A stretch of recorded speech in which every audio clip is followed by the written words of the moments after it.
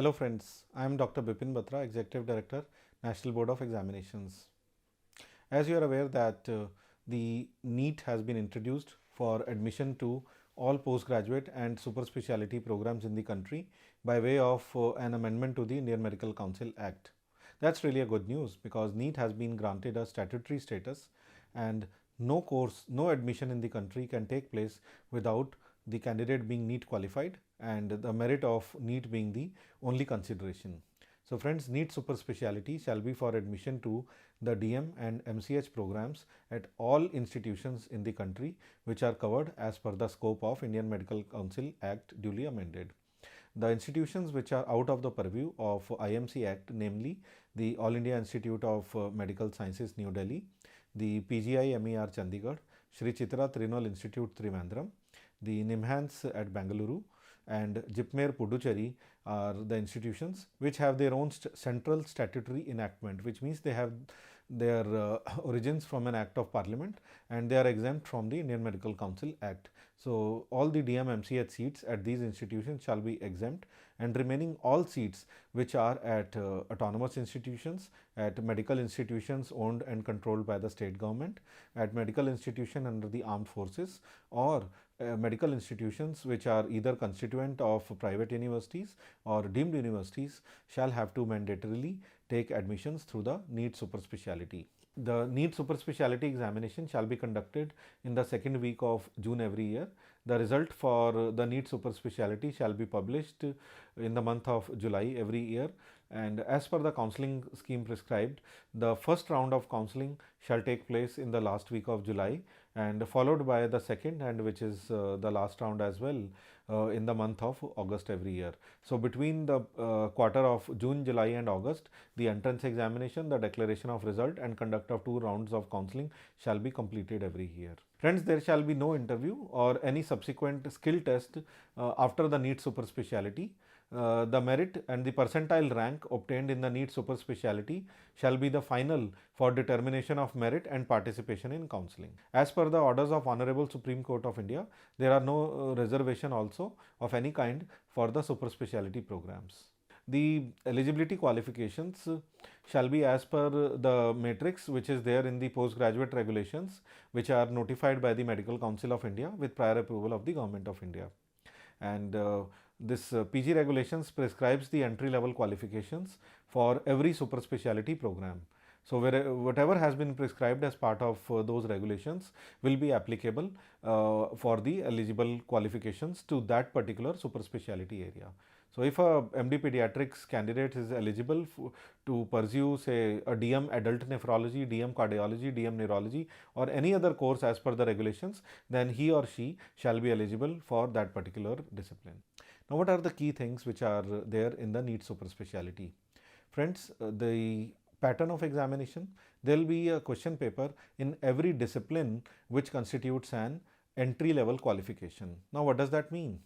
Say the discipline of pediatrics is there. So, there will be a question paper in pediatrics which will be at the level of MD exit level of pediatrics, which means any candidate who has qualified MD pediatrics should be able to answer the question. The curriculum for the same shall be the same as that of MD pediatrics curriculum.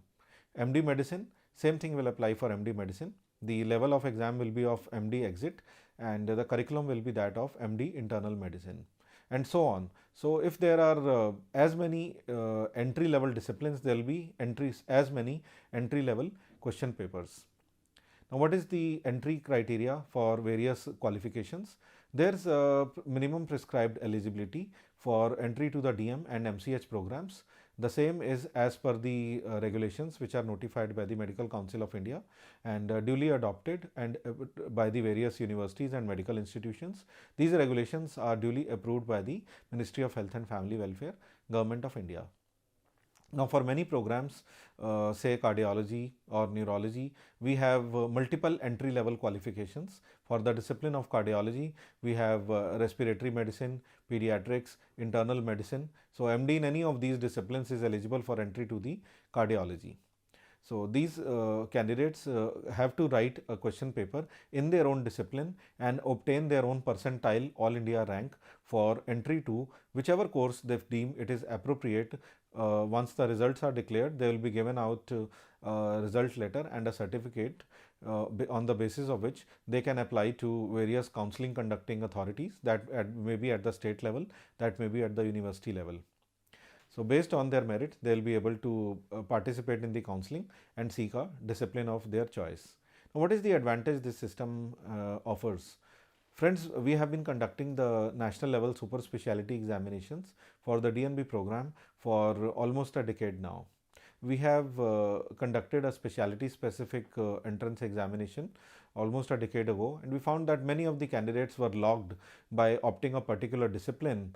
If they opted for, say, cardiology, and subsequently at the time of counseling they found that they are not wanting to join cardiology, but they would join neurology or gastroenterology or rheumatology or endocrinology or any other discipline which is available to them. They are logged practically because they have filled up their form and logged themselves in cardiology. The net result is, in such a diverse system across the country, where the choices of discipline, one MD internal medicine, and this is just an example, one MD internal medicine is eligible for 10 or 12 disciplines in subspecialty or super specialty. Similarly, one MD candidate is eligible to participate in counseling conducted by so many institutions. So, in such a complex matrix, there are high chances that the number of seats will go vacant or wasted if such a scheme is to be adopted. So, as per the current scheme, based on the eligibility criteria, every candidate will get a very high and reasonable opportunity and optimum level of opportunity to pursue subspecialty or super specialty, not only of their choice, but also of availability as per their appropriate rank and eligibility criteria. The application forms for the NEET super specialty shall be online. The examination shall be conducted in the second week of June. The application forms for the online application form and registration for the examination is likely to begin in the month of April 2017. The thrust of the questions asked shall be more on applied clinical knowledge rather than rote memory or rote learning alone. So, it is not like what you have learned from the textbooks, how we have applied that knowledge. The applied clinical knowledge in the wards, in the bedsides, in the patient care settings is also equally important and very, very relevant. So, please ensure that your consistency of learning is maintained. Try to cover up your curriculum by the end of your second year or early part of your final year, so that the last 9 to 10 months or 30% of your residual training you are able to recap, and you are able to spend more time effectively applying your knowledge which you have gained over the initial part of your residency training. I am sure that with the increased number of seats available for pursuing super specialty programs in the country, both through the DMMCH as well as the DNB programs, every postgraduate in the country stands an equal chance of pursuing a super specialty of their choice, and possibly at an institution of their choice. I wish all the aspirants for NEET super specialty the very best of their performance, and I would strongly recommend all the participants to keep following Delhi Knowledge Track for latest updates on education, on entrance examinations, and leadership and knowledge building.